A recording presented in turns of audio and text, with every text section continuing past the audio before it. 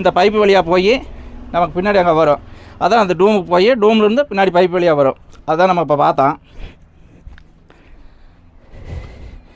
அடுத்து வந்து பாண்டை போட்டலாமா? பாண்டை போட்டலாம்.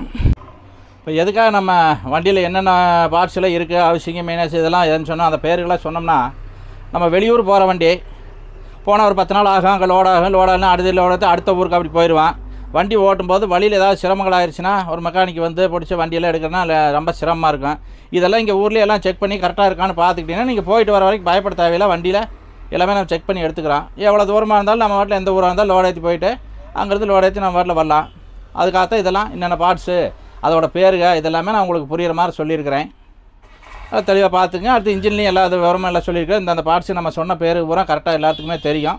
நீங்களும் வண்டியில் ஒரு 6 மாதம் 3 மாதம் 6 மாதம் கிளீனராக ஓடினீங்கன்னா